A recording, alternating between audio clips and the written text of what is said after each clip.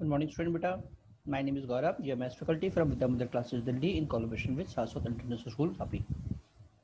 बेटा आज अपना नया चैप्टर स्टार्ट करेंगे स्टेट लाइन। क्या करेंगे बेटा? State line. चलिए बेटा बात करते हैं स्टेट लाइन के ऊपर।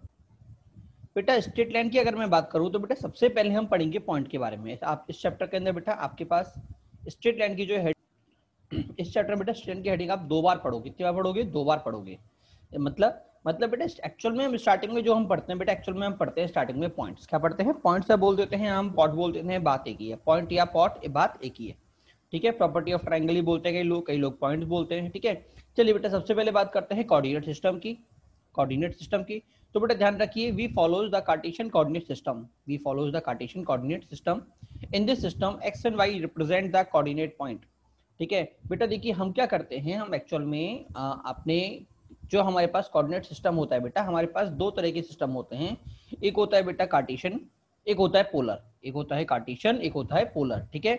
हम बेटा कार्टेशियन को फॉलो करते हैं। कार्टेशियन में क्या होता है बेटा, एक्स और वाई नाम के हमारे पास 2 चीजें होती हैं। क्लियर हुआ नहीं हुआ?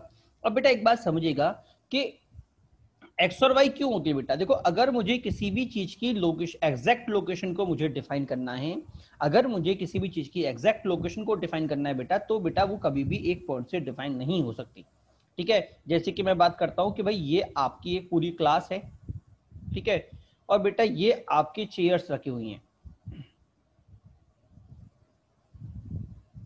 ठीक है। इस तरह से बेटा आपकी चेयर्स रखी हुई हैं। क्लियर हुआ नहीं हुआ? अब बेटा देखो अगर मैं आपसे सिंपल सी एक बात बोलता हूं कि भैया कोई बच्चा किसी टेबल पे बैठा है, ठीक है, मान लो कोई बच्चा इधर बैठा है, ठीक है, तो मैं क्या बोलूंगा, 1 2 3। देखो ये पहली रो, थोड़ा सा और क्लियर बना देते हैं हम, ये थोड़ा सा आपको नहीं लग रहा होगा, वापस बनाते हैं इसको।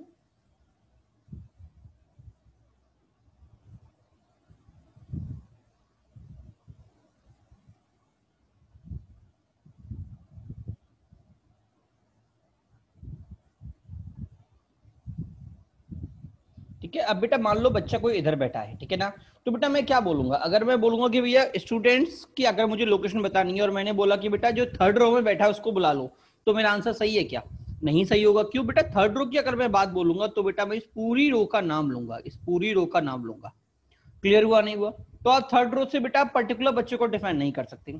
अगर आपने बोला बेटा थर्ड कॉलम सेकंड कॉलम से, तो बेटा सेकंड कॉलम में आप इसको पूरी रो को डिफाइन करेंगे। क्या क्लियर हुआ नहीं हुआ? तो बेटा अगर आपको एग्जैक्टली इसको डिफाइन करना है तो बेटा आपको रो और कॉलम दोनों डिफाइन करने पड़ेंगे। मतलब बोलना पड़ेगा कि अगर मुझे इसको बुलाना है तो मैं बोलूंगा second row, third row, second column. Third row का मतलब ये वाली दूरी, थर्ड रो का मतलब ये वाली दूरी, और बेटा कॉलम का मतलब बेटा ये वाली दूरी। क्या सभी को समझ में आया नहीं आया? ठीक है, तब जाके बेटा मेरे इस पॉइंट की एग्जैक्ट लोकेशन डिफाइन हुई। क्या क्लियर हुआ नहीं हुआ? तो बेटा नंबर सिस्टम में बेटा जो हमारे पास, मान लो ये मेरा कोई पॉइंट है, ठीक है, हम इसके इस तरह से अगर मैं इसको जोड़ता हूं इसके दोनों एक्सेसों से, ठीक है, तो बेटा नंबर सिस्टम में क्या करते हैं बेटा, हम 2 पैरेलल परपेंडिकुलर लाइंस लेते हैं और बेटा किसी भी पॉइंट की उस पॉइंट से लोकेशन बताते हैं। क्लियर हुआ नहीं हुआ? जैसे मान लो ये जो दूरी होती है बेटा मैं इसको बोलता हूँ y। क्या बोलता हूँ बेटा? y। और बेटा ये जो दूरी होती है बेटा इसको मैं बोलता हूँ x। तो बेटा ये मेरे पास कोऑर्डिनेट कितने आते हैं बेटा, x, y। क्लियर हुआ नहीं हुआ? तो मैं कैसे बोलूंगा बेटा कि x, ये पॉइंट एक्चुअल में पॉइंट p है क्या बेटा? पॉइंट p पॉइंट वो है जिसकी x एक्सिस से दूरी कितनी है, y। एक्स एक्सिस से दूरी कितनी है, y। तो बेटा अगर मैंने सिर्फ ये बोला कि एक्स एक्सिस से दूरी y है, तो बेटा ये पूरी इस लाइन को पकड़ा देंगे, इस पूरी एक लाइन को, क्योंकि इस पूरी लाइन पे बेटा एक्स एक्सिस की दूरी मेरी क्या होगी, y होगी। तो बेटा सिर्फ इससे काम नहीं चलेगा, मुझे दोनों चीज डिफाइन करनी पड़ेंगी कि भाई x से दूरी कितनी है जिससे कि ये पता पड़ जाए, और बेटा फिर y से दूरी कितनी है जिससे कि मुझे अपना ये पता पड़ जाए। क्या क्लियर हुआ नहीं हुआ सभी को? ठीक है, तो जहां पे मेरा ये आया वो मेरा एक्जैक्टली आंसर आया। क्या सभी को समझ में आया? इसका मतलब अगर मुझे किसी भी पॉइंट की लोकेशन बतानी है तो बेटा मुझे मिनिमम 2 पैरामीटर चाहिए, ठीक है। और जो हम दोनों परपेंडिकुलर लाइन से जो दूरी बोलते हैं बेटा उसको हम क्या बोलते हैं, एक्स और वाई। तो बेटा ये दूरी क्या होगी बेटा, ये एक्स है तो ये भी मेरी क्या होगी, एक्स होगी। ये वाई है तो बेटा ये भी मेरी क्या होगी, वाई होगी। क्लियर हुआ नहीं हुआ सभी के लिए? ठीक है, हाँ। हैंड टू हैंड बेटा हम एक बात और कर लेते हैं। पोलर के अलावा बेटा अगर मैं बात करता हूँ पोलर के, कार्टेशियन के अलावा बेटा हमारे पास एक सिस्टम और होता है, इसको हम बोलते हैं बेटा पोलर सिस्टम। क्या बोलते हैं बेटा? Polar system. पोलर सिस्टम में क्या होता है बेटा, हम जो अपने पॉइंट्स की लोकेशन बताते हैं बेटा वो डिस्टेंस और डायरेक्शन दोनों के अकॉर्डिंग बताते हैं, डिस्टेंस और डायरेक्शन दोनों के अकॉर्डिंग बताते हैं। जैसे कि अगर भाई मैंने आपसे पूछा कि भाई मैं स्कूल आया आपके, ठीक है, फर्स्ट टाइम आया हूँ मान लो, और मैंने आपसे पूछा कि भैया यहाँ से बस स्टैंड कितना दूर है, तो अगर किसी बच्चे ने कहा कि सर यहाँ से 5 किलोमीटर दूर है, क्या वो आंसर पूरा करेक्ट होगा? नहीं होगा। क्यों? क्योंकि बेटा 5 किलोमीटर किधर है, किधर मुझे 5 किलोमीटर जाना है, राइट में, लेफ्ट में, किधर में? तो बेटा उसको डायरेक्शन भी बतानी पड़ेगी। या फिर उसने बोला कि सर नॉर्थ ईस्ट में जाना है, आपको कहाँ जाना है? नॉर्थ ईस्ट में। उसने कोई डायरेक्शन दे दिया, क्या वो सही है? वो भी सही नहीं है, क्योंकि बेटा उस डायरेक्शन में कितना दूर जाना है मुझे थोड़ी पता है। तो बेटा अगर आपको एग्जैक्ट लोकेशन बतानी है तो बेटा आपको डायरेक्शन के साथ साथ उसका डायरेक्शन एज वेल एज बेटा उसकी जो मैग्नीट्यूड है, मतलब वो कितनी दूरी पे है बेटा, आपको दोनों पॉइंट्स डिफाइन करने पड़ेंगे। क्या क्लियर हुआ नहीं हुआ? तो बेटा जब आप किसी चीज की दूरी या मैग्नीट्यूड और डायरेक्शन दोनों डिफाइन करते हैं बेटा, तो बेटा उस तरीके को हम बोलते हैं पोलर फॉर्म। क्या बोलते हैं बेटा? Polar form. रिप्रेजेंट कैसे करते हैं आप ही बता रहा हूं, एक मिनट होल्ड करिए।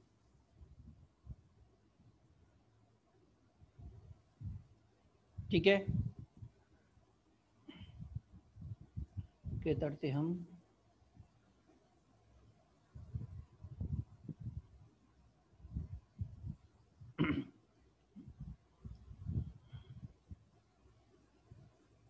बेटा देखिए पोलर फॉर्म क्या होता है कि अगर मैं इधर खड़ा हुआ हूं, ठीक है, तो बेटा मैं क्या बताता हूं, मुझे किसी पॉइंट की मैं डायरेक्शन बताऊंगा कि भैया वो किस डायरेक्शन में है। और डायरेक्शन हम कैसे शो करते हैं बेटा? एक्स एक्सिस से एंगल से, कि भैया कितने एंगल पे है, थीटा एंगल पे, एक्स एक्सिस से थीटा एंगल पे अगर मैं जाऊंगा तो मैं इस पॉइंट पे पहुंचूंगा। ठीक है, तो डायरेक्शन किसने दिया? थीटा ने। और जो दूरी देगी उसे मैं क्या बोलूंगा? उसे मैं बोलूंगा आर। क्या बोलूंगा? आर। तो बेटा इस पॉइंट के जो कोऑर्डिनेट होंगे बेटा मेरे हो जाएंगे आर कॉमा थीटा। क्लियर हुआ नहीं हुआ सभी को? डायरेक्शन एंड दूरी क्लियर? हाँ, तो बेटा ये जो दूरी होगी, ये जो दूरी होगी मैं उसे क्या बोलूंगा? R cos theta. ठीक है, ये जो दूरी होगी उसे मैं क्या बोलूंगा? R sine theta. बोलूंगा नहीं बोलूंगा? आपने फिक्स में पढ़ा होगा, उनके पार्टीशन करना, हमने ट्रिग्नोमेट्री के अंदर भी पढ़ा था ये चीजें। ठीक है ना? तो इसको बेटा मैं कार्टेशियन में क्या बोल रहा था बेटा? इसको मैं कार्टेशियन में एक्स बोल रहा था बेटा, इसको मैं कार्टेशियन में वाई बोल रहा था। ठीक है, तो बेटा पोलर और कार्टेशियन में जो हमारा रिलेशन होता है वो क्या आ गया? X is equal to R sine theta, R cos theta. नीचे वाला था ना, हाँ, X is equal to R cos theta और वाई इज इक्वल टू बेटा आर साइन थीटा। क्या क्लियर हुआ नहीं हुआ? ये हमारे पास बेटा क्या होता है? रिलेशन होता है पोलर और कार्टेशियन का। ठीक है, इसके अलावा बेटा हमारे पास ये तो बेसिक रिलेशन हो गया। इसके अलावा बेटा हम इसको किस तरह से देखते हैं कि भैया ये तो मैंने अगर आर और थीटा दे रखा है तो एक्स वाई कैसे निकालूं उसका तरीका। ठीक है, अगर बेटा मुझे एक्स वाई दे रखा है तो आर एक्स वाई दे रखा है तो आर थीटा कैसे निकालूंगा? तो हम कैसे निकालेंगे भाई? इधर अगर मुझे आर और थीटा दे रखा है तो आप एक्स निकाल लोगे, वाई निकाल लोगे। बट अगर आपको एक्स वाई दे रखा है तो थीटा और आर कैसे निकालेंगे? तो बेटा देखिए, अगर मैं दोनों का स्क्वायर करके ऐड करता हूं तो मुझे क्या मिलेगा? R square cos square theta plus R square sine square theta. आपको दिखा आर स्क्वायर कॉमन, अंदर क्या बचा है? Cos square plus sine square. बेटा वो कितना होता है? 1। तो बेटा मैं यहाँ पे क्या बोलूंगा? R square. और बेटा यहाँ पे क्या बोलूंगा? X square plus Y square. ठीक है, एक रिलेशन ये रहा। ठीक है ना? ये तो क्या था बेटा? ये था पोलर से कार्टेशियन में जाने का। और बेटा ये क्या है बेटा? कार्टेशियन से पोलर से, हाँ, कार्टेशियन से पोलर में आने का। क्या क्लियर हुआ नहीं हुआ सभी को? हाँ, ये पोलर से कार्टेशियन में जाने का। और ये R square is equal to X square plus Y square. और थीटा कैसे निकालूंगा बेटा? दोनों को डिवाइड करके, दोनों को डिवाइड करके। तो मुझे क्या मिल जाएगा? Tan theta is equal to Y by X. ठीक है, ये क्या तरीका हो गया बेटा मेरे पास? कार्टेशियन से पोलर का, कार्टेशियन से पोलर का। क्या क्लियर हुआ नहीं हुआ? ठीक है, चलिए बेटा आगे बढ़ते हैं। हाँ जी, अब बेटा आगे देखते हैं। बेटा आई क्या लिखा, अगला पॉइंट क्या बेटा? Shortage distance from A point, shortage distance of A point from the line is perpendicular distance of A point. बेटा ये क्या बोल रहा है कि अगर किसी भी लाइन से मुझे किसी पॉइंट की शॉर्टेज डिस्टेंस निकालनी है तो बेटा वो इसकी परपेंडिकुलर दूरी होती है। क्लियर हुआ नहीं हुआ? क्योंकि मान लो अगर मैं इसे मानता हूं इसकी परपेंडिकुलर शॉर्ट डिस्टेंस, तो पॉसिबल नहीं है, क्योंकि बेटा ये अगर मैं इसको परपेंडिकुलर डालता हूं तो इस परपेंडिकुलर के अलावा बेटा जो भी लाइन डालूंगा ना बेटा, वो सभी लाइनें बेटा एज ए हाइपोटेनियस की तरह काम करेंगी। और हम जानते हैं हाइपोटेनियस ऑलवेज हमारी परपेंडिकुलर से क्या होती है? बड़ी होती है। तो बेटा जो मुझे परपेंडिकुलर होगी बेटा वो क्या होगी? किसी पॉइंट से किसी लाइन पे डलने वाली शॉर्टेस्ट क्या हो जाएगी? मेरी परपेंडिकुलर हो जाएगी। क्या सभी कोई बात क्लियर हुई नहीं हुई? चलिए बेटा आगे बढ़ते हैं।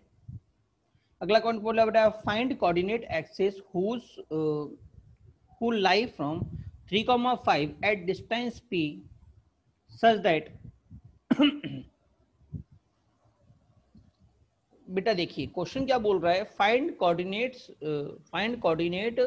X axis who lie from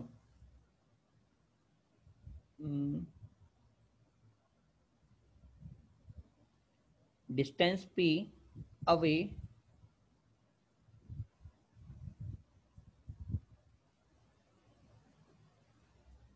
चलिए बेटा बात करते हैं, चलिए बेटा आगे बढ़ते हैं। इसमें क्या बोलना चाह रहा है, थोड़ा कंफ्यूजन हो रहा है मुझे, क्वेश्चन लगता है मैंने कुछ गड़बड़ कर दिया है। ठीक है चलिए आगे है बेटा, popular representation of coordinate geometry. बेटा पहला वाला कार्टेशियन जो हम अभी डिस्कस कर चुके हैं, पोलर बेटा अभी मैंने डिस्कस किया है आर और थीटा के टर्म में जो होता है। ठीक है देखो मैंने कहा था ये आर ये थीटा, तो ये क्या हो जाएगा आर कॉमा थीटा, इसको बेटा मैं एक्स कॉमा वाई भी बोलता हूँ। आर कॉमा थीटा पोलर में, एक्स कॉमा वाई आपके कार्टेशियन में। इधर से आर कॉस थीटा हुआ, आर साइन थीटा हुआ, बेटा इसके बारे में ऑलरेडी डिस्कस कर चुके हैं, हमारे पास ये रिलेटेड आ गया। ये तो आ गया आपका पोलर टू कार्टेशियन। ठीक है और बेटा ये जो दो रिजल्ट आए हैं बेटा ये आया है कार्टेशियन टू पोलर। ठीक है ना। अब देखो क्वेश्चन देखते हैं, क्वेश्चन क्या बोल रहा है बेटा, फाइंड पोलर कोऑर्डिनेट। तो आपको दे रखा है 3,√3। तो बेटा पोलर कोऑर्डिनेट मुझे निकालने हैं और बेटा मुझे एक्स और वाई दे रखे, क्या दे रखे हैं एक्स और वाई। तो आर कैसे निकलेगा बेटा, फॉर्मूला क्या था, √x² + y²। तो बेटा मुझे क्या मिल गया, √3² + √3 का स्क्वायर दैट इज √12। तो बेटा आर मेरे पास कितना आ गया 2√3। क्या सभी को क्लियर हुआ, नहीं हुआ? अच्छा तो और थीटा कितना हो जाएगा बेटा, थीटा होता है बेटा y/x, y कितना है √3, x कितना है x, तो 1/√3 दैट इज थीटा बेटा मेरे पास आ गया π/6। ठीक है ना। तो बेटा मेरे पास इसके पोलर कोऑर्डिनेट्स क्या आ गए बेटा, पोलर कोऑर्डिनेट्स क्या थे बेटा r, थीटा। तो पोलर कोऑर्डिनेट्स कितना आ गया बेटा r√3, π/6। क्या सभी को क्लियर हुआ, नहीं हुआ? अगला बोल रहा है बेटा कार्टेशियन कोऑर्डिनेट निकाल रहे हैं, इस बार आपको पोलर कोऑर्डिनेट दे रखे हैं, मतलब ये आपका r हो गया, ये आपका थीटा हो गया। तो x क्या होता है r cos theta that is 2 cos π/2 कितना हो जाएगा 0, तो x आपका आ गया 0।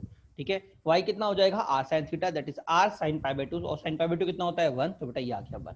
तो बेटा इसके कार्टेशियन कोऑर्डिनेट कितने हो जाएंगे बेटा, इसके कार्टेशियन कोऑर्डिनेट हो जाएंगे बेटा 0,2। क्या सभी को समझ में आया, नहीं आया? चलिए बेटा आगे बढ़ते हैं बेटा, स्ट्रेट लाइन।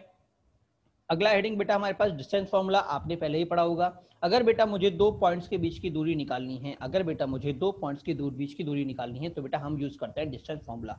ठीक है क्या होता है वो भी समझाता हूँ, उसका डेरिवेशन भी हम पढ़ेंगे। ठीक है तो मान लो बेटा आपको दो पॉइंट दे रखे हैं बेटा, एक पॉइंट ये रहा और एक पॉइंट ये रहा।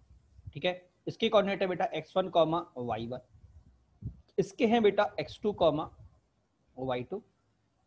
ठीक है ये है मेरा P और ये है मेरा Q। ठीक है तो बेटा अगर किसी ने आपसे PQ की मेजरमेंट पूछी तो बेटा उसकी मेजरमेंट कितनी होती है बेटा, अंडर रूट में x2 - x1 का whole square plus y2 - y1 का होल स्क्वायर। क्या क्लियर हुआ, नहीं हुआ? बेटा आया कैसे बेटा, अगर मैं इसमें ट्राइंगल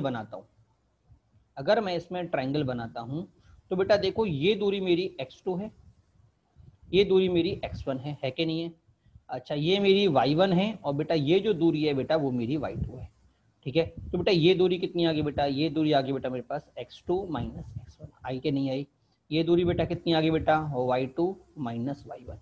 ठीक है तो आपको दिखाई राइट ट्रायंगल बनता हुआ, तो मैं क्या बोलूंगा, hypotenuse is equal to PQ² is equal to x2 - x1 का whole square plus y2 - y1 का होल स्क्वायर। क्या क्लियर हुआ, नहीं हुआ? P² is equal to x2 - x1 का whole square plus y2 - y1 का होल स्क्वायर। क्या समझ में नहीं आया? Hypotenuse square is equal to perpendicular square plus base square. ठीक है और बेटा जब मैं स्क्वायर को हटाऊंगा तो बेटा यहाँ पे क्या लग जाएगा, बेस चढ़ जाएगा, इसको स्क्वायर रूट चढ़ जाएगा। क्या सभी को समझ में नहीं आया? तो बेटा ये क्या हो गया बेटा मेरे पास डिस्टेंस फॉर्मूला। वापस बोलिए, अगर मेरे दो पॉइंट हैं x1, y1 और x2, y2, तो डिस्टेंस फॉर्मूला क्या हो जाएगा बेटा, x2 - x1 plus x2 - x1 का whole square plus y2 - y1 का होल स्क्वायर, होल का अंडर रूट जो कि हमने यहाँ पे दे रखा है। ठीक है ये रहा हमारा फॉर्मूला। आगे क्या लिखा हुआ है बेटा, if d is given in a question then we apply plus minus before using it. बेटा ध्यान रखना, अगर कभी भी एग्जामिनर ने आपको d दे रखी है, क्या दे रखी है बेटा, d दे रखी है, तो बेटा आपको उसके अंदर प्लस माइनस यूज करने हैं अप्लाई करने से पहले। ठीक है ना, ध्यान रखिएगा प्लस माइनस आपको दोनों यूज करने, क्योंकि बेटा हम जो कॉमनली डिस्टेंस निकालते हैं बेटा, हम डिस्टेंस को जो ड्राइव करते हैं वो पॉजिटिव ड्राइव करते हैं। क्या करते हैं बेटा? पॉजिटिव ड्राइव करते हैं, हम उसको पॉजिटिव बोलते हैं डिस्टेंस को, ठीक है ना। बट बेटा ध्यान रखिएगा कि कोऑर्डिनेट के अंदर मेरे पास जब हम एक्सिस के अंदर लेते हैं तो बेटा इसमें मेरे एक्स वाई दोनों पॉजिटिव, इसमें X positive, X negative Y positive, इसमें मेरे एक्स और वाई दोनों नेगेटिव, और बेटा इसमें मेरा X positive Y negative, Y negative, ये हमारे सिस्टम होते हैं। ठीक है, तो बेटा हम तो कॉमनली क्या बोलते हैं, जो डिस्टेंस लेते हैं बेटा हम उसको क्या लेते हैं, पॉजिटिव में ही लेते हैं। ठीक है, बट बेटा जब मैं उसको कोऑर्डिनेट सिस्टम के अंदर डालूंगा तो बेटा दूरी दूरी रहेगी। अगर मैंने बोला किसी पॉइंट से दूरी, किसी पॉइंट की दूरी 5 है, तो बेटा 5 वो ऊपर भी हो सकती है, नीचे भी हो सकती है, इधर भी हो सकती है, इधर भी हो सकती है। क्या आपको समझ में नहीं आया? क्लियर हुआ नहीं हुआ? बट एग्जामिनर से +5 बोलेगा, एग्जामिनर से +5 बोलेगा, क्योंकि बेटा हम जो दूरी निकालते हैं वो पॉजिटिव होती है। तो बेटा जो भी हमारा आंसर आता है, पॉजिटिव आए चाहे नेगेटिव आए, डिस्टेंस के टर्म में बेटा हम उसके ऊपर मॉड लगा देते हैं। क्या लगा देते हैं? मॉड। मॉड का मतलब अगर मेरा आंसर नेगेटिव में भी आता है तो भी बेटा मैं उसको मॉड लगा के पॉजिटिव कर देता हूँ। क्लियर हुआ नहीं हुआ? तो बेटा एग्जामिनर आपको ऑलवेज आंसर पॉजिटिव में देगा, तो बेटा आपको प्लस माइनस लगा के उसको सॉल्व करना पड़ेगा। क्या मेरी बात सभी को समझ में आई नहीं आई? चलिए बेटा आगे बढ़ते हैं। अगला पॉइंट क्या है बेटा? Distance between x1, 0 and x2, 0 कितनी होती है बेटा? सीधे निकाल लो, मॉड x2 माइनस x1, क्योंकि बेटा y तो मेरा 0 है, और अगर सेम y में करूंगा तो बेटा वो कितनी हो जाएगी बेटा? Mod y2 minus y1। ठीक है, मॉड क्यों लगाया बेटा? जिससे कि बेटा मुझे वैल्यू क्या मिले? पॉजिटिव मिले। ठीक है, अगला क्वेश्चन क्या बोला बेटा? We use distance formula mainly in question of circumcenter. बेटा काम की बात, हम मोस्टली अपना जो डिस्टेंस फॉर्मूला यूज करते हैं वो बेटा सरकम सेंटर पे यूज करते हैं। क्यों? सरकम सेंटर बेटा जो होता है वो सर्कल के चारों तरफ बनने वाला सर्कल होता है, जिसको आपकी तीनों एजेस टच करती हैं। अगर तीनों एजेस टच कर रही हैं तो बेटा एक बात सोचिए कि जो हमारे पॉइंट ए बी सी है वो सर्कल पे होंगे, और अगर बेटा मेरे पॉइंट सर्कल पे होंगे तो बेटा सरकम सेंटर से ए की जो दूरी होगी वो रेडियस के बराबर होगी, बी की दूरी भी रेडियस के बराबर होगी, बेटा सी की दूरी भी क्या होगी? रेडियस से बराबर होगी। तो बेटा यहाँ से मेरा आंसर आता है OA = OB = OC। क्या सभी को समझ में आया नहीं आया? ठीक है, चलिए अगले क्वेश्चन की बात करते हैं। क्वेश्चन क्या बोल रहा है? Find circumcenter of the triangle A -1, 5, B 5, -1 and C 6, बेटा देखिए मैंने अभी आपसे क्या कहा था कि मैं क्या करूंगा, O को x, y मान लूंगा। तो पहला काम OA = OB। तो बेटा OA मेरे पास क्या आएगा बेटा? देखो A मेरे पास -1 है, तो x -1 दैट इज x + 1 का होल स्क्वायर प्लस y -5 का whole square is equal to कितना हो जाएगा बेटा? B की बात करें, B मेरे पास क्या है बेटा? हाँ मैंने OC निकाला है, क्योंकि तीनों बराबर है, कैसे भी निकाल लो। x -6 का होल स्क्वायर प्लस y -6 का होल स्क्वायर, होगा नहीं होगा? सबसे पहले स्क्वायरिंग किया तो ये स्क्वायर रूट हट गया। अब बेटा मैं कुछ काम मेंटली भी करना सीखिए। जब बेटा मैं इसको ओपन करूंगा तो मुझे क्या मिलेगा? खुद सोचिएगा, मुझे मिलेगा x² + 2x + 1 मिलेगा, नहीं मिलेगा? मुझे क्या मिलेगा? इधर लिख देता हूं मैं, x² + 2x + 1। ठीक है, अच्छा अगले से क्या मिलेगा बेटा? y² -10x + 25, y² -10x + 25 मिलेगा। अच्छा इज इक्वल टू में क्या मिलेगा? इज इक्वल टू बेटा मुझे मिलेगा x² -6 था तो -36x + 36 और प्लस y² -36y + 36 मिलेगा, नहीं मिलेगा? बेटा जरा ध्यान से देखो, x² y² कट गया। ठीक है, अब सारे x एक साथ और सारे y एक साथ, ठीक है ना? तो बेटा मुझे क्या मिल जाएगा? मुझे मिल जाएगा 14x + 2y = 46। तो बेटा यहाँ से मुझे क्या मिल गया? 7x + y = 23। क्या क्लियर हुआ नहीं हुआ? अब बेटा सेम मैंने क्या किया, ये निकाला OB = OC, एक इक्वेशन निकल गई। बेटा अगला काम क्या होगा? OA = OB का, OA = OB का। ठीक है, तो बेटा यहाँ से बेटा मेरे पास आ जाएगा x = y। ठीक है, अगला काम x = y इक्वेशन में डाल दें, तो बेटा मुझे यहाँ से x कितना मिल गया? 23/8, तो y भी कितना आ गया? 23/8। तो बेटा मेरे पास इसका कोऑर्डिनेट कितना आ गया x का? बेटा वो आ गया 23/8, 23/8। क्या सभी को समझ में नहीं आया? वही मैंने आपसे कहा था कि अगर आपका जो xy का जो फॉर्मूला होता है, डिस्टेंस फॉर्मूला, वो सरकम सेंटर के लिए हमसे यूज करते हैं। ठीक है, चलिए अगला क्वेश्चन क्या बोल रहा है? If a = 3, 4 v is a variable point on A line mod x = 6 is AB is less than equal to 4, find possible integral value of b, find possible integral values of b। बेटा देखो अगर ये x को mod x को 6 बोल रहा है, हम जानते हैं बेटा जब भी मॉड हटता है तो बेटा वो प्लस माइनस 4 देता है। क्या देता है बेटा? वो बेटा प्लस माइनस 4 देता है, ठीक है। हाँ सॉरी, प्लस माइनस 6 देगा, ठीक है ना। तो प्लस का प्लस 6 का मतलब ये रहा और माइनस 6 का मतलब ये रहा, ठीक है। और बेटा मेरे पास जो पॉइंट है बेटा वो 3,4 ये रहा, ठीक है। अब बेटा ये बोल रहा है इससे दूरी बेटा इसकी 4 से कम है, तो खुद ही सोचो बेटा अगर मैं इसकी इस लाइन से मैक्सिमम मिनिमम दूरी निकालता हूं तो क्या निकलेगी? ये 6 + 3 9 निकलेगी, बट मुझे तो 4 से कम चाहिए, मतलब ये वाली जो दूरी है बेटा, ये वाली जो दूरी है बेटा वो पॉसिबल नहीं है। क्या मेरी बात सभी को समझ में आई नहीं आई? मतलब जो मैं दूरी निकालूंगा वो कहां से निकालूंगा? अपोजिट साइड से। क्यों? क्योंकि टोटल दूरी बेटा ये जो शॉर्टेस्ट डिस्टेंस है ना बेटा वो मेरी 3 है, वो मेरी क्या है? 3 है, ठीक है। और मुझे तो 4 चाहिए, तो मैं क्या बोलूं? अलग पॉइंट ले लेता हूं। तो इस लाइन पे जितने भी पॉइंट होंगे बेटा उनका एक्स कोऑर्डिनेट कितना होगा? 6, और वाई कोऑर्डिनेट कितना होगा? y, ठीक है। अब मैं कंडीशन लगा दूं जो मुझे दे रखी है, तो मैं क्या बोलूंगा? y2 - y1 x2 plus x2 y2 x2 - x1 का whole square, that is x6 - 3 का होल स्क्वायर प्लस y - 4 का होल स्क्वायर का under root is less than equal to 4, is less than equal to 4। तो बेटा यहाँ से मुझे क्या मिल जाएगा? 9 ओपन करने पे 9 प्लस y - 4 का whole square is equal to 16। तो बेटा मेरे पास आ गया y स्क्वायर - 4 का whole square is equal to 7, is equal to 7, ठीक है ना। हाँ, अब अगला काम क्या होगा? अगर आपको याद हो तो मैंने आपको मॉडुलस इनइक्वालिटी समझाई थी, याद है? तो जैसे ही स्क्वायर रूट को मैं हटाऊंगा तो बेटा पूरे पे मॉड लग जाएगा। तो मेरे पास क्या आ गया? Mod x - 4 is less then √7। और बेटा अगर ये √7 से छोटा है इसका मतलब क्या है? इसका मतलब ये है कि y - 4, इसका मतलब क्या है? y - 4 जो होगा अगर वो मेरा √7 से बड़ा है, इसका मतलब जब मैं इसको हटाऊंगा तो मैं क्या बोलूंगा? y - 4 मेरा √7 से छोटा होगा और माइनस √7 से बड़ा होगा। क्या सभी को भी ये बात समझ में आई नहीं आई? ये चीज हम पहले ही बात कर चुके हैं। अगला काम क्या होगा? 4 को रिमूव करना। कैसे रिमूव होगा? बेटा पूरे फंक्शन से बेटा क्या करूं?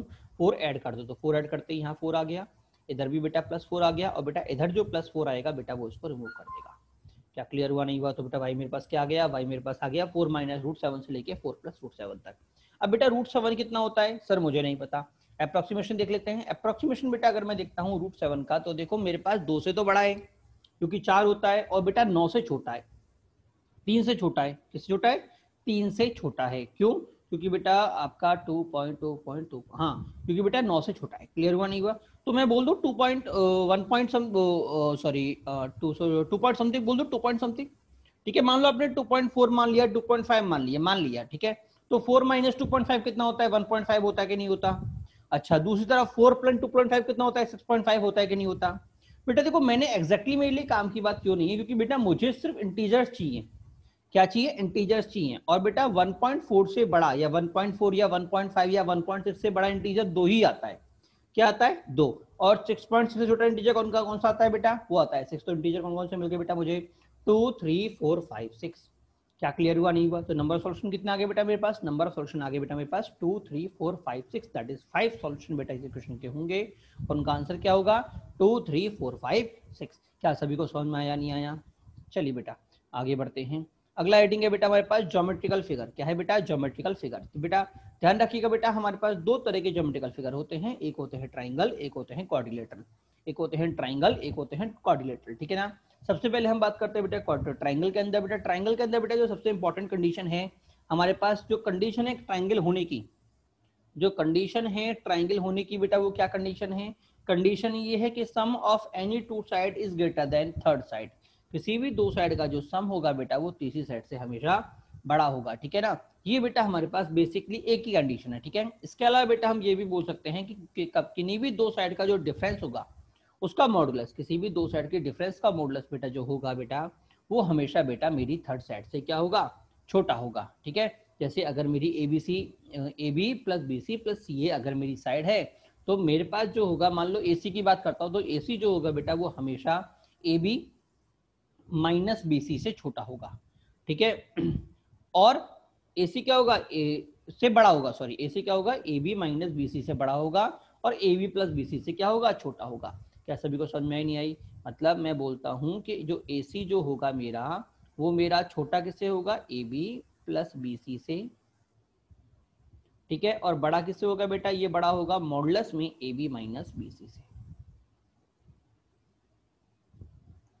ठीक है ना। चलो आगे देखते हैं बेटा, इक्विलेटरल ट्रायंगल क्या होता है बेटा, अगर मेरी तीनों साइड बराबर होती हैं, 2a = 2b = 2c। Isosceles triangle क्या होता है बेटा, अगर मेरी कोई भी दो साइड बराबर होती है तो मैं क्या बोलता हूँ, isosceles triangle, that is ab = bc but not equal to ca। ठीक है, अगला क्या होता है बेटा, right triangle triangle. Right triangle triangle का क्या होता है बेटा, a² + b² = c²। तो क्या होगा बेटा, ए और बी के अबाउट बेटा वो क्या होगा, राइट ट्रायंगल होगा।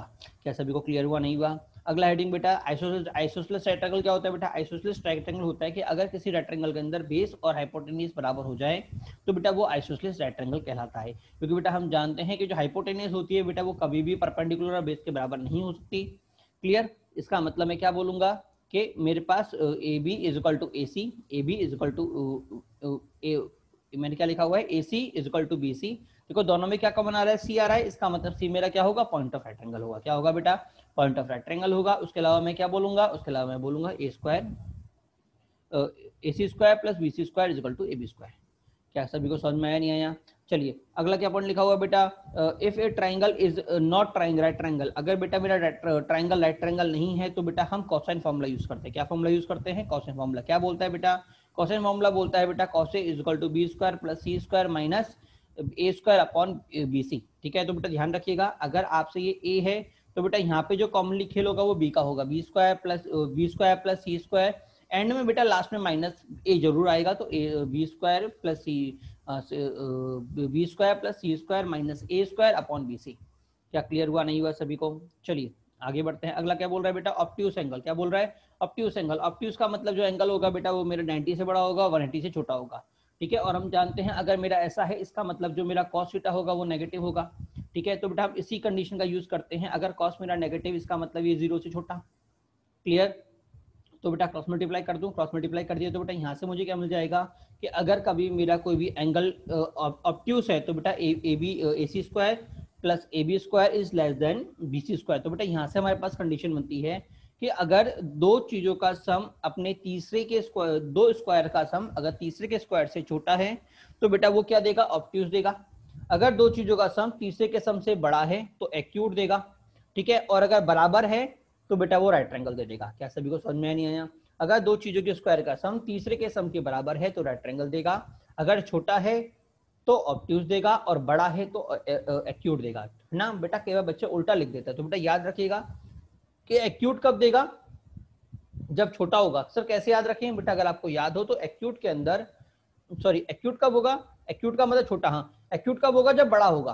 ठीक है, और ऑब्ट्यूस कब होगा, जब छोटा होगा। तो याद करने का तरीका याद रखिएगा, ऑब्ट्यूस में बेटा मेरा कॉस नेगेटिव होता है, मतलब 0 से छोटा होता है इसमें ऑब्ट्यूस में। तो बेटा जब जब ऑब्ट्यूस होगा तो छोटा होगा, और एक्यूट में 0 से बड़ा होता है। तो बेटा जब जब एक्यूट होगा तो बेटा बेटा क्या होगा, बड़ा होगा। क्या सभी को समझ में आया, नहीं आया। चलिए अगला क्वेश्चन क्या बोल रहा है बेटा, a triangle made by A 0,0 B √3,1 और सी 0,2। आपको बेटा निकालना है A right triangle, B equilateral triangle, C isosceles triangle और डी बेटा नन। बेटा देखिए मैंने आपसे क्या कहा था, साइड निकाल लीजिए। ए बी कितना आएगा, √3² + 1 दैट इज 2। बी सी कितना आएगा, √3² + -1 दैट इज √2। ए सी कितना आएगा बेटा, 1 + 2² दैट इज 2। तीनों मेरे इक्वल है कि नहीं है, इसका मतलब बेटा मेरे पास क्या हो जाएगा बेटा, ये मेरा क्या हो जाएगा, ये मेरा इक्विलेटरल ट्रायंगल हो जाएगा। ठीक है, चलिए अगला क्वेश्चन क्या बोल रहा है, a triangle made by A 3,0 B 3,4 C 0,4 ठीक है, आपको बताना है कि भैया ये क्या होगा, राइट ट्रायंगल होगा, क्या होगा। ठीक है बेटा, देखो इस क्वेश्चन का करने का तरीका एक तो ये है कि भैया आप इसका स्लोप, इनकी सभी की वैल्यू निकालो, ए बी निकालो, बी सी निकालो, सी निकालो। ठीक है, एक बेटा मेरे पास तरीका ये भी बैठता है कि एक बार अगर इसका फिगर बनाए बेटा तो भी आपका आंसर आ जाएगा। ठीक है बेटा, ध्यान रखिएगा ज्योमेट्री के अंदर फिगर की इंपॉर्टेंस काफी होती है। ठीक है ना, कई सारे क्वेश्चन हमारे पास ऐसे आते हैं जो बिना फिगर के हो ही नहीं पाते। ठीक है, फिगर से उस क्वेश्चन की कॉम्प्लेक्सिटी काफी कम हो जाती है। ठीक है ना, तो फिगर बनाने का ट्राई भी करो। जैसे अगर मैं इधर देखता हूं तो बेटा आपकी चीज स्टेट देखने को मिलेगी कि 0,3 और ये 3, इसका मतलब बेटा ये दोनों पॉइंट बेटा एक स्ट्रेट लाइन के ऊपर पड़ रहे हैं क्योंकि दोनों का एक सेम है। ठीक है, अगर आप ध्यान से देखें तो इन दोनों के बेटा वाई स्ट्रेट लाइन में पड़ रहे हैं क्योंकि दोनों के वाई सेम है। इसका मतलब इस तरह से क्लियर हुआ, नहीं हुआ तो देखो आपको खुद दिख जाएगा कि इस एंगल पे बेटा क्या बना रहा है, 90 डिग्री बना रहा है। इसका सीधा आंसर क्या हो गया बेटा, इसका मतलब राइट एंगल हो गया। ठीक है ना, चलिए अगला क्वेश्चन क्या बोल रहा है बेटा, ए ट्राइंगल ए आपको दे रखा है 0,0,0, बी आपको दे रखा है √3,1, सी आपको दे रखा है 0,1। ठीक है, फिर से आपकी वैल्यू निकालनी पड़ेगी, तो बेस्ट ऑप्शन क्या बोलूंगा, देखो दो का सी 0 सेम है, इसका मतलब x स्ट्रेट लाइन में है, दो का y सेम है, इसका मतलब y भी स्ट्रेट लाइन में है। इसका मतलब बेटा ये क्या बनाएगा बेटा, ये 0,0 पे क्या, ये जो बिंदु होगा वो 0,1 पे क्या बनाएगा, एक राइट एंगल बनाएगा। क्या क्लियर हुआ नहीं हुआ? जैसे यहाँ पे बेटा 3,4 पे राइट एंगल बना रहा था, क्योंकि देखो दोनों में 3 कॉमन था पहले, और बेटा फिर दोनों में 4 कॉमन था। ठीक है, तो बेटा ये 3,4 पे राइट एंगल बना रहा था, यहाँ पे पहले 0 कॉमन है और 1 कॉमन है, तो बेटा ये 0,1 पे राइट एंगल बनाएगा। क्या क्लियर हुआ नहीं हुआ सभी को? चलिए अगली हेडिंग है बेटा हमारे पास इक्विलेटरल ट्रायंगल। इक्विलेटरल ट्रायंगल सबसे पहले हमारे पास आता है बेटा स्क्वायर। क्या आता है बेटा? स्क्वायर। स्क्वायर क्या होता है बेटा? स्क्वायर का बेटा बात समझिएगा कि स्क्वायर के अंदर बेटा सभी साइड्स बराबर होती हैं, सभी साइड बराबर होती हैं, उनके दोनों डायगोनल भी बराबर होते हैं बेटा। क्लियर हुआ नहीं हुआ? दोनों डायगोनल आपस को बाइसेक्ट करते हैं। क्या करते हैं? बाइसेक्ट करते हैं। और बेटा दोनों डायगोनल्स आपस में परपेंडिकुलर बाइसेक्टर होते हैं, मतलब जब वो आपस में इंटरसेक्ट करते हैं तो बेटा वो इनका एंगल जो होता है बेटा वो 90 डिग्री होता है। क्या सभी को समझ में आई है यहाँ? तो बेटा स्क्वायर के अंदर डायगोनल्स परपेंडिकुलर बाइसेक्टर होते हैं। क्या होते हैं? Perpendicular bisector. Is it clear? That is ये 90, ये 90, ये 90 और ये 90, और बेटा ये दूरी इसके बराबर, ये दूरी इसके बराबर। क्लियर? अच्छा, अगर बेटा मैं रेक्टेंगल की बात करूंगा तो बेटा रेक्टेंगल के अंदर बेटा हमारे पास अपोजिट साइड्स इक्वल होती हैं। AB is equal to DC और AD is equal to BC, पहली बात तो, ठीक है ना। और बेटा अगर मैं डायगोनल्स की बात करता हूं तो बेटा इस केस में भी बेटा आपके डायगोनल्स इक्वल होते हैं, बाइसेक्ट करते हैं, बट बेटा इस बार परपेंडिकुलर बाइसेक्टर नहीं करते। जैसे स्क्वायर में क्या था, बाइसेक्ट करते थे, इक्वल थे, बट और परपेंडिकुलर बाइसेक्ट करते थे। तो बेटा इसमें परपेंडिकुलर बाइसेक्ट वाला कॉन्सेप्ट हट जाएगा, इक्वल रहेंगे, क्लियर हुआ नहीं हुआ, और बाइसेक्ट करेंगे बट परपेंडिकुलरली नहीं करेंगे। अगला नंबर आता है बेटा पैरेललोग्राम का। पैरेललोग्राम में क्या होता है बेटा, उसकी सभी साइड्स बराबर होती हैं, उसकी सभी साइड्स बराबर होती है। देखो बेटा स्क्वायर और रेक्टेंगल में बेटा दोनों साइड्स के बीच का जो एंगल था वो 90 था, ये भी 90, ये भी 90, ठीक है। बट बेटा पैरेललोग्राम में रोम्बस के अंदर बेटा उनका एंगल बराबर नहीं होगा, ठीक है ना। पैरेललोग्राम में अपोजिट साइड्स बराबर होती हैं, और बेटा रोम्बस में सभी साइडें बराबर होती हैं, रोम्बस में सभी साइडें बराबर होती है, ठीक है। तो बेटा पैरेललोग्राम में याद रखिएगा डायगोनल्स की अगर मैं बात करूंगा तो बेटा पैरेललोग्राम में डायगोनल्स आपस में बाइसेक्ट तो करती हैं बट 90 डिग्री पे नहीं करती, पहली बात तो। दूसरा बेटा दोनों डायगोनल मेरी इक्वल भी नहीं होती, इक्वल भी नहीं होती, ठीक है ना। और रोम्बस के अंदर बेटा आपकी डायगोनल्स इक्वल नहीं होती, बट बेटा उनका जो एंगल होता है बेटा वो 90 होता है, ठीक है। अब बेटा एक बात आप समझना, एक चीज मैं आपको और समझाता हूँ कि अगर आप भूलो तो बेटा ध्यान रखिएगा, जो 90 डिग्री की मेरी प्रॉपर्टी होती है बेटा वो साइड्स की होती है। अगर मेरे सारे साइड बराबर हैं तो बेटा वो मेरे पास जो एंगल बनेगा बेटा वो 90 डिग्री का बनेगा। क्या सभी को मेरी बात समझ में आई? देखो साइड्स किसकी बराबर है, इसकी और इसकी, तो देखो दोनों का एंगल 90 का बनाए कि नहीं बना। तो ध्यान रखना बेटा साइड्स बराबर होने का लिंकिंग 90 डिग्री से है, क्लियर। अच्छा, दूसरा बेटा आपके डायगोनल्स के बराबर होने का जो लिंकिंग है, ठीक है ना, वो बेटा एंगल से है। किससे है बेटा? एंगल से। अगर बेटा मेरा 90 डिग्री का एंगल बन रहा है तो बेटा लेंथ ऑफ डायगोनल इक्वल होंगे।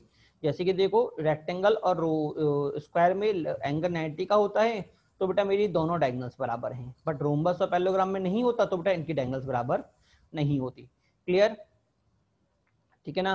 हाँ, अगर मैं सिंपल सी प्रूफ की बात करता हूं तो देखो मेरे पास प्रूफ क्या हो जाता है बेटा, देखो अगर मेरे पास ये 90 डिग्री बन रहा है तो देखो ये क्या है, ये हाइपोटेनियस है इन दोनों की, तो मैं क्या बोलूंगा AB square plus AD square, ठीक है, क्या हो जाएगा DB स्क्वायर हो जाएगा, ठीक है ना। अगर बेटा मैं AC स्क्वायर निकालता हूं तो ये कितना हो जाएगा बेटा, AC स्क्वायर हो जाएगा बेटा AD square plus DC square, ठीक है।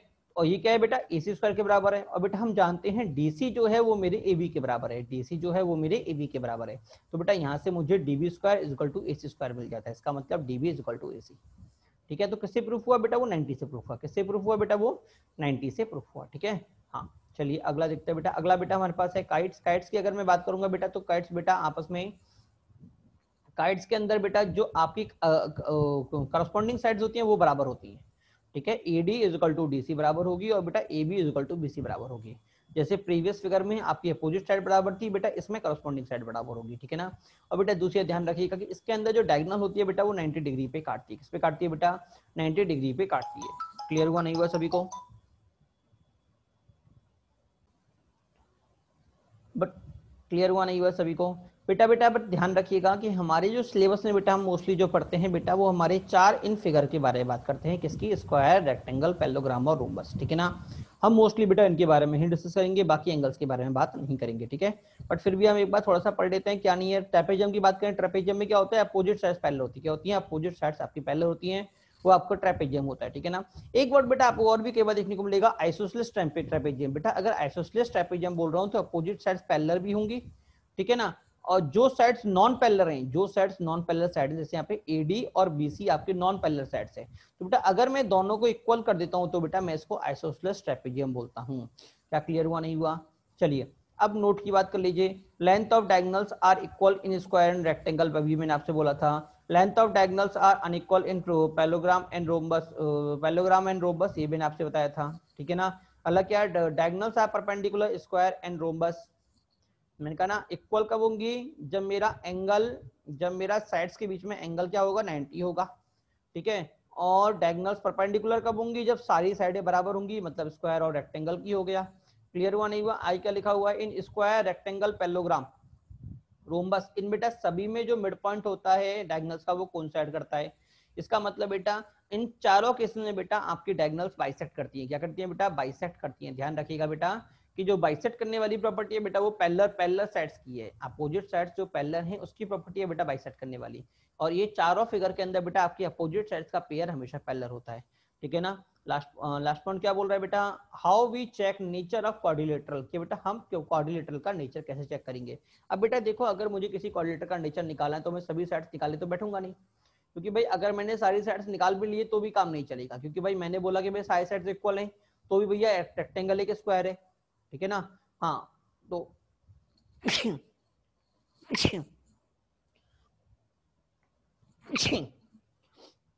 क्लियर हुआ, नहीं हुआ? तो बेटा इसके लिए बेटा हम जो तरीका फॉलो करते हैं वो अलग करते हैं। सबसे पहले हम चेक करते हैं बेटा मिड पॉइंट। क्या चेक करते हैं, मिड पॉइंट। अगर बेटा सबसे पहले हम क्या करते हैं, उनके डायगोनल्स का मिड पॉइंट निकालते हैं। अगर बेटा मेरा मिड पॉइंट निकल रहा है, अगर मेरा मिड पॉइंट निकल रहा है तो हम आगे मूव करेंगे, नहीं तो हम हट जाएंगे।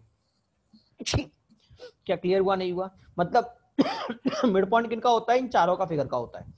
अगर मिड पॉइंट निकल रहा है मतलब उन चारों फिगर में से एक है। अगर मिड पॉइंट नहीं निकल रहा, अगर मिड पॉइंट कॉन्सेक्ट नहीं कर रहा, मतलब ए बी और मतलब बाइसेक्ट नहीं कर रहे, तो बेटा हम अलग हट जाएंगे।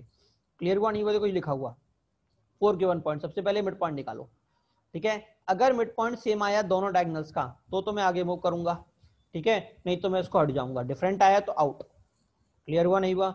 अच्छा अगर सेम आया तो मुझे क्या करना है बेटा, अगर मेरा मिड पॉइंट सेम आया इसका मतलब मेरे पास 4 ऑप्शन खुल गए। कौन कौन से, रेक्टेंगल, स्क्वायर, रोम्बस और पैरेललोग्राम।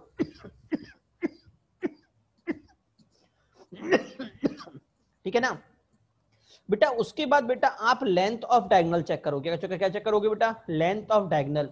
अगर बेटा मेरी लेंथ ऑफ डायगोनल सेम आती हैं तो मेरे पास फिर से 2 ऑप्शन खुल गए। अगर इक्वल किस में आती है बेटा, स्क्वायर और रेक्टेंगल में, ठीक है। और अगर डिफरेंट आई तो बेटा रोम्बस और पैरेललोग्राम में। क्या मेरी बात समझ में आई, नहीं आई? क्लियर हुआ, नहीं हुआ? और बेटा उसके बाद आप चेक करोगे साइड्स का, कोई भी 2 साइड चेक कर लोगे। अगर साइड्स इक्वल आई तो स्क्वायर और नॉट इक्वल आई तो रेक्टेंगल, ठीक है। इधर मैं बात करूंगा साइड इक्वल आई तो रोम्बस, नॉट इक्वल आई तो रेक्टेंगल, ठीक है ना। बट बेटा मैं आपसे एक सलाह दे दूं कि यहाँ पे हम बजाय साइड के एक तरीका और कर सकते हैं। मैंने इधर नहीं लिखा है क्या, हाँ, क्योंकि साइड में क्यों निकालूं यार, साइड में क्यों निकालूं, ठीक है। तो इधर मैं आपसे सलाह दूंगा कि आप D1 परपेंडिकुलर टू D2 निकाल लीजिए। जो आपकी दोनों डायगोनल्स है उनका स्लोप निकाल लीजिए दोनों में, D1 परपेंडिकुलर टू D2 है कि नहीं है, ठीक है। डायगोनल्स का स्लोप, ठीक है। आप जानते हैं स्क्वायर के अंदर डायगोनल्स परपेंडिकुलर होती हैं और रोम्बस में डायगोनल परपेंडिकुलर होती है इधर। तो इस केस में अगर डायगोनल परपेंडिकुलर है तो स्क्वायर होगा, और डायगोनल परपेंडिकुलर नहीं है तो रेक्टेंगल होगा। इस केस में डायगोनल परपेंडिकुलर है तो रोम्बस होगा, और नहीं है तो क्या होगा, पैरेललोग्राम होगा। क्या क्लियर हुआ, नहीं हुआ? तो बेटा फिगर में साइड के साथ में बगल में स्लैश मार के लिख देना D1 परपेंडिकुलर टू D2, ठीक है। अगर आया यस, यहाँ पे लिख देना यस। अगर यस हुआ तो स्क्वायर, और अगर नो हुआ तो रेक्टेंगल। इधर भी diagonal perpendicular to D1 perpendicular to D2। अगर यस हुआ तो रोम्बस, और नो हुआ तो पैरेललोग्राम। क्या सभी को समझ में आया, नहीं आया? चलिए हाँ देखो यही चीज मैं यहाँ लिखी हुई है, D1 M1 N2 M2 is equal to -1। ये चेक करना है आपको, ये रहा। परपेंडिकुलर चेक करने का तरीका क्या होता है कि आप उनका स्लोप चेक कर लो। क्या चेक कर लो, स्लोप। अगर स्लोप नेगेटिव आया मतलब वो क्या है, इधर इस केस में तो स्क्वायर होगी और इस केस में बेटा मेरे पास क्या होगी, रोम्बस होगी। क्या सभी को क्लियर हुआ, नहीं हुआ? वापस मैं समझा देता हूं। सबसे पहले चेक करेंगे मिड पॉइंट, ठीक है। अगर डिफरेंट है तो हट जाओ, अगर सेम है तो भैया फिर से क्या करूंगा, फिर मिड पॉइंट क्या चेक करूंगा, length of diagonal, length of diagonal, length of diagonal अगर सेम है या लेंथ ऑफ डायगोनल मेरी डिफरेंट है। अगर सेम आई तो फिर से दो चीज खुल जाएंगे, क्या क्लियर हुआ, नहीं हुआ? इसमें फिर से दो ऑप्शन खुल जाएंगे, स्क्वायर और रेक्टेंगल, इधर खुलेंगे रोम्बस और पैरेललोग्राम। फिर आप चेक क्या करोगे, फिर आप चेक करोगे D1 आपके D2 के परपेंडिकुलर है क्या, अगर यस है तो स्क्वायर, अगर नो है तो रेक्टेंगल। और इधर भी D1 perpendicular to D2 check करोगे, अगर यस है तो रोम्बस और नो है तो पैरेललोग्राम। क्लियर? चलिए अब अगला क्वेश्चन बोल रहा है बेटा आपसे, फाइंड फाइंड एम। एम क्या होता है बेटा? स्लोप सभी को पता होगा, अगर नहीं पता तो मैं आपको बताता हूं बेटा। स्लोप का मेरे पास फॉर्मूला होता है y2 minus y1 upon x2 minus x1, दो पॉइंट्स के बीच का स्लोप का फॉर्मूला, ठीक है। जैसे मान लो मुझे यहाँ पे लिखा हुआ है फाइंड एम, ठीक है, for A, find M for A. हाँ बेटा ये लिखा हुआ, ध्यान रखिएगा, ये चीज यहाँ पे लिखी हुई है, ध्यान रखिएगा, ये काम की चीज लिखी हुई है। स्लोप का फॉर्मूला होता है ये रहा, ठीक है। अगर दोनों का प्रोडक्ट -1 गया तो परपेंडिकुलर है, अगर नहीं गया तो नॉट परपेंडिकुलर है, ध्यान रखिएगा इन चीजों को, ठीक है। स्लोप अगर मुझे इसका निकालना है तो मैं क्या बोलूंगा, देखो मैं बोलूंगा y2 minus y1 upon x2 minus x1 upon x2 minus x1। y2 minus मतलब 4 माइनस 0 अपॉन में 3 माइनस 3, ठीक है ना।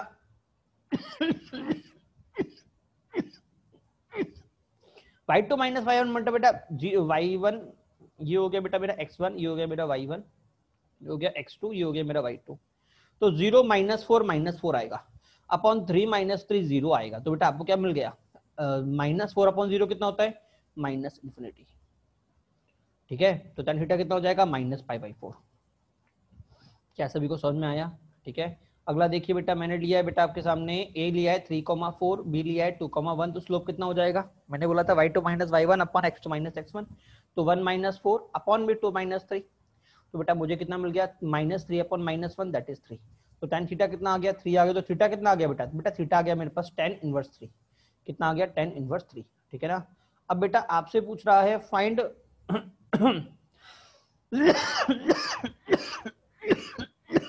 आपको दे रखा है बेटा ए बी सी डी, आपको बेटा ए बी सी डी दे रखा है, आपको बेटा क्या करना है, हम पूरा ही चेक कर लेते कि बताओ एबीसीडी मेरा कौन सा फिगर होगा, एबीसीडी मेरा कौन सा फिगर होगा। बेटा देखिए सबसे पहले मिड पॉइंट चेक करिए, ए और सी का मिड पॉइंट चेक करूंगा तो 0 + 3/2 3/2 हो गया, 0 + 4/2 2 हो गया। अब बेटा चेक करूंगा बी और डी का, 3 + 0/2 3/2 हो गया, 0 + 4/2 2 हो गया, ठीक है। इसका मतलब मिड पॉइंट सेम, मतलब आगे की बात करेंगे, ठीक है। आगे क्या बात है, लेंथ ऑफ डायगोनल। तो पहले बात कर लेते हैं एसी की, एसी कितना आएगा बेटा, एसी का आएगा बेटा 0 - 3 का होल स्क्वायर प्लस 0 - 4 का होल स्क्वायर। बेटा कितना आ गया बेटा, ये आ गया बेटा 3 square plus 4 square that is 5। अब बात करेंगे बीडी की, बीडी कितना होगा बेटा, अंडर रूट में 3 square minus 0 square plus 0 square minus 4 square. तो बेटा ये भी कितना हो गया बेटा, ये भी मेरे पास आ गया 5। इसका मतलब बेटा मेरे पास दोनों इक्वल, और अगर दोनों इक्वल आई हैं तो बेटा मेरा ऑप्शन कौन सा खुला है बेटा, रेक्टेंगल और स्क्वायर वाला, रेक्टेंगल और स्क्वायर वाला, क्योंकि दोनों इक्वल हैं। अब मैं चेक करूंगा परपेंडिकुलर है कि नहीं है। तो बेटा एसी का स्लोप कितना होगा, स्लोप ऑफ एसी कितना होगा, हम जानते हैं y2 minus y1 upon x2 minus x1, ये रहा। तो 4 - 0 अपॉन 3 दैट इज 4/3, और बीडी का कितना होगा 4 - 0 अपॉन 0 - 3 दैट इज -4/3। क्या क्लियर हुआ, नहीं हुआ? तो देखो दोनों का स्लोप अगर मैं मल्टीप्लाई करता हूं तो -1 नहीं आ रहा, इसका मतलब मेरा पास क्या हो गया, रेक्टेंगल हो गया। अगर बेटा ये इक्वल टू -1 आता तो ये क्या हो जाता बेटा, तो बेटा ये मेरा स्क्वायर हो जाता। क्या सभी को मेरी बात समझ में नहीं आई? हाँ जी।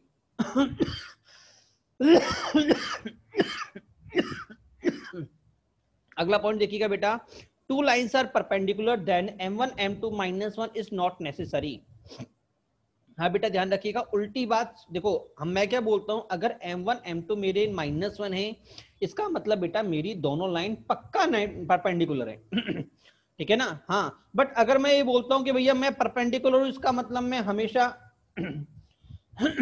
मैं परपेंडिकुलर हूं, इसका मतलब मैं हमेशा आपको m1 m2 -1 दूंगा, ऐसा जरूरी नहीं है।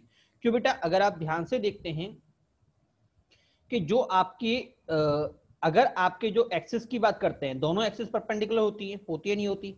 इसका स्लोप होता है 0 और इसका स्लोप होता है इन्फिनिटी। क्या दोनों का प्रोडक्ट 0 इन्फिनिटी 0 आया क्या? -1 आया क्या?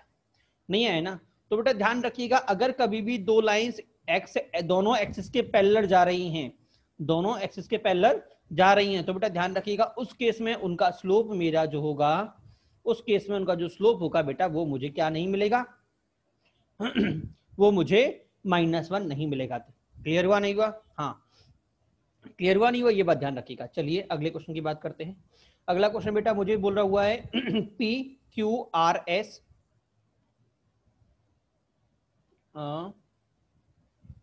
पी क्यू हाँ बेटा देखो, एस मुझे निकालना है, पी क्यू आर पॉइंट दे रखे हैं, मुझे find S, S point find करना है इस तरह से। चारों केस बेटा मैंने ले लिए। रेक्टेंगल होगा तो एस पॉइंट क्या होगा, स्क्वायर होगा तो एस पॉइंट क्या होगा, रोम्बस होगा तो एस पॉइंट क्या होगा, और पेलोग्राम होगा तो एस पॉइंट क्या होगा। ठीक है, तो चलिए बात करते हैं। पहली बात तो मिड पॉइंट सेम होगा मेरा, सबसे बड़ी बात मिड पॉइंट सेम होगा भाई, मिड पॉइंट लगा दो। तो मिड पॉइंट क्या आएगा बेटा इसका, h + 4/2, h + 4/2 is equal to 0 + 1/2 that is 1/2, h निकल गया। क्लियर हुआ नहीं हुआ? अच्छा अगला पॉइंट क्या होगा बेटा, k + 5/2 और इधर 3 + 2/2, तो यहां से कितना आ गया, 0। क्लियर हुआ नहीं हुआ सभी को? इसके अलावा बेटा आपके पास एक ट्रिक भी बनती है। ट्रिक क्या बनती है, अगर आप ध्यान से देखें तो देखो मैं क्या बोल रहा हूं, अपोजिट का सम और सामने वाले का माइनस, दैट इज 1 + 3 - 4, सॉरी 1 + 0, अगर x की बात करूंगा तो 1 + 0 - 4, -3 आया कि नहीं आया? ठीक है, y की बात करूंगा तो 2 + 3 5 -5 0। ठीक है, जो मुझे निकालना है उसके जो कॉरस्पॉन्डिंग है इन दोनों का सम और अपोजिट का माइनस। ठीक है, वैसे अभी ये लॉलीपॉप लग रही है बट आगे हमारे कई क्वेश्चन में बेटा ये बहुत कम आती है। ठीक है ना, चलिए अगला क्वेश्चन है बेटा, क्वाड्रिलेटरल मेड बाय 0, 0, 3, 4, 2, 3 और 0, 2। ठीक है, आपको बताना है कि ये क्या है। तो बेटा ये आपका होमवर्क हो गया। क्या हो गया बेटा, होमवर्क हो गया कि आपको निकालना है ये क्या है। ठीक है ना, अगला क्वेश्चन देखिए बेटा। बेटा आज की क्लास हम यही खत्म करते हैं, अगली क्लास से यहीं से कंटिन्यू करेंगे। ठीक है, चलिए बेटा बाय टू।